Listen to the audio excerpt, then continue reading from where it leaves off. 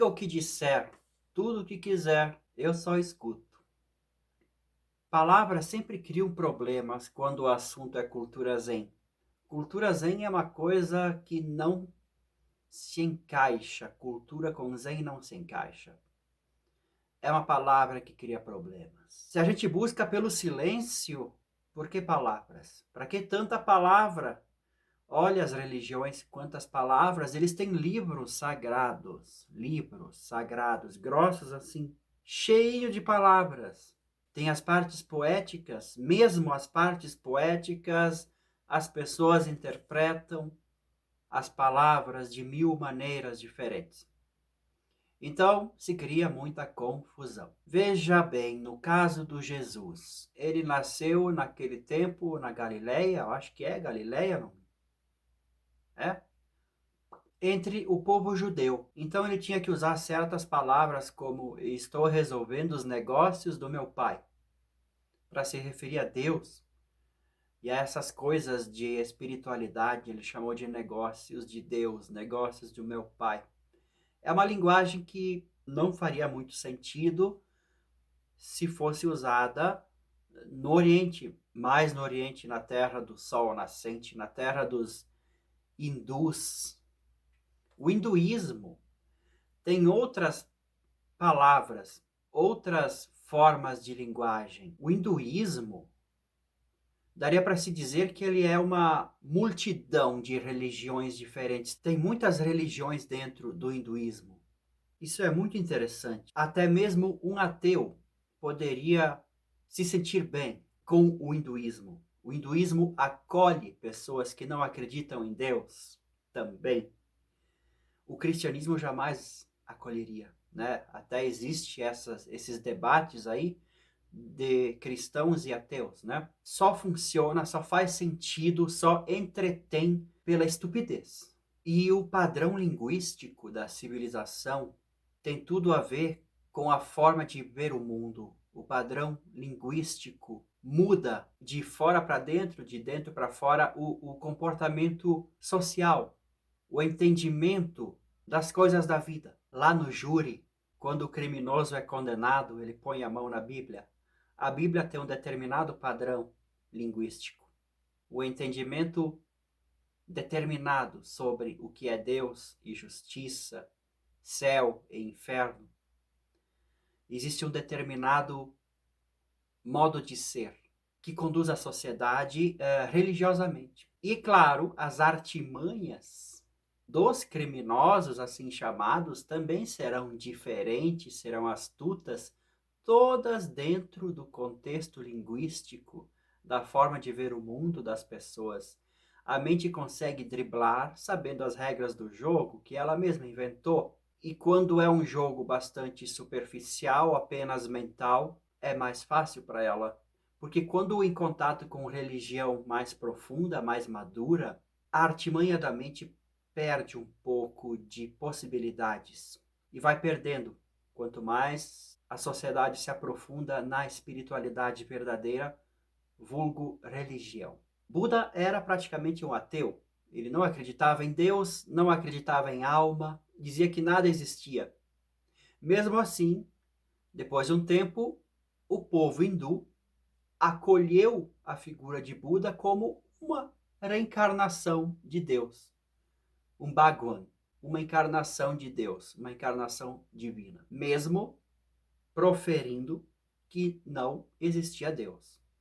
Isso só é possível em uma mentalidade bastante ilógica, em uma visão de mundo bastante ilógica.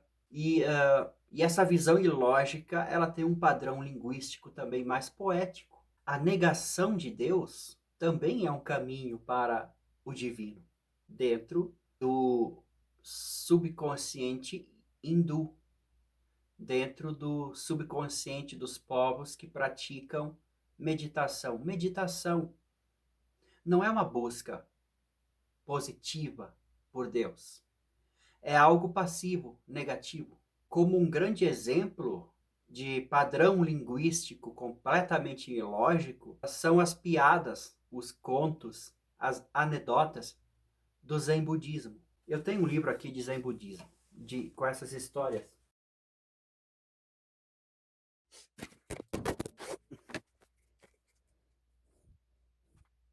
Tudo bem, voltamos. Muito bem. Capa dura, livro de sebo, fantástico, cheirinho de livro velho. Tem umas histórias bem estranhas. O mestre passeava na montanha. Quando regressou, um discípulo lhe perguntou: Mestre, onde fostes passear? Na montanha, respondeu o mestre. E o discípulo insistiu: Mas que caminho tomastes? O que vistes? Respondeu-lhe o mestre: Segui o aroma das flores e acompanhei o curso dos brotos novos. Devemos deixar-nos guiar pelo Dharma do Buda, confiar nas ervas e nas flores que medram sem propósito, sem egoísmo, natural, inconscientemente. Essa resposta provinha da fonte da sabedoria. A verdadeira sabedoria deve ser criada além do saber e da memória. Uma outra história da China antiga. Certo imperador perguntou ao mestre: Sois um grandíssimo homem e desejo entregar-vos a transmissão do meu império. Vós o aceitais? Muito descontente. O mestre respondeu apenas: Essas palavras sujaram as minhas orelhas. E partiu para ir lavar as orelhas no rio. Seu amigo que conduzia uma vaca chegou à beira da água. Por que está lavando as orelhas? Hoje estou muito descontente. O imperador quis fazer-me seu sucessor. Ofereceu-me o seu império e essas palavras sujaram as minhas orelhas de modo que eu preciso lavá-las. Disse-lhe então o amigo: Eu queria que a minha vaca bebesse dessa água límpida, mas agora você sujou ela. Ai, ai, ai. Vai entender, né? Quando a busca é positiva, você vai ao encontro de Deus, dos negócios do meu Pai. Mas quando a busca é negativa, você fica parado. Não faz mais nada. Então a busca pode ser indo para algum lugar ou ficando aqui mesmo. Entende que você vai para o céu ou para o inferno, você está indo em algum lugar. E nessa caminhada, a nossa mente gosta de fazer e aproveita realmente para fazer muitas de suas peraltices. Por exemplo, se você estiver indo para o inferno, é bastante provável e muito fácil de te manipular no teu comportamento. Por uma razão ou outra, algumas pessoas vão se apoderar de cargos, tipo o imperador,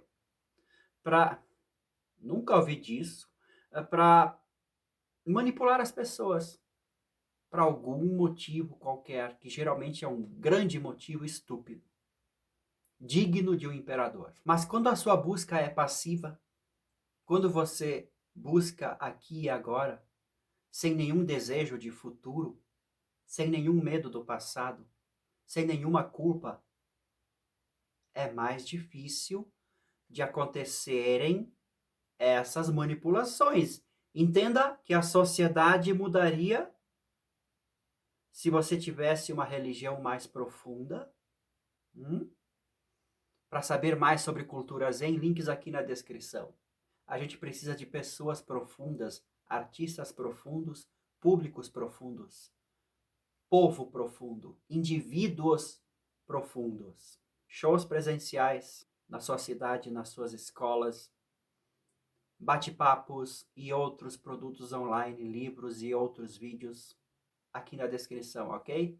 Numa percepção mais profunda, religiosa, no verdadeiro sentido desta palavra, céu e inferno são circunstâncias psicológicas. São circunstâncias interiores do seu bem-estar ou mal-estar psicoemocional. Você não vai para o céu, você se desmancha no céu aqui e agora. Tem uma canção minha, antes do Dunas de Algodão, Eu fui pro céu, você não estava lá, nem eu, nem Deus, nem mais ninguém. Mil bobagens eu tinha pra falar, resolver ou só perguntar. Eu fui pro céu e não vi você lá, então, fica comigo agora. Essa canção chamada Nossa História, antes do Dunas de Algodão, que é o meu disco completo, link aqui na descrição também. Essa canção é baseada na visão hindu, budista, ateia, que não é ateia. É outro padrão de linguagem, né? Eu até fiz uma vez um pequeno teste. Eu divulguei, impulsionei esta canção para o público cristão, aquele bem convicto, bem evangélico, para ouvir o retorno das ideias sobre Deus não estar no céu. E foi realmente muito engraçado. Mas foi só um pequeno teste. Eu não quis seguir por este caminho, não. Na verdade, como o artista está sempre se descobrindo, o artista de verdade, é claro, ele está sempre se descobrindo, até não chegar a hora certa de divulgar a coisa, não, vai testando coisas, vai testando o caminho, né? Como o conto que eu acabei de ler ali do livro, vai seguindo os brotos novos, vai seguindo a natureza, sem nenhum estresse, na verdade. Afinal de contas, a religião profunda também faz que você viva desta maneira sem muito perseguir objetivos, porque eles não estão lá, a sua realização já é. Então, para os orientais, para a cultura zen, você não encontra Deus em nenhum lugar, nunca.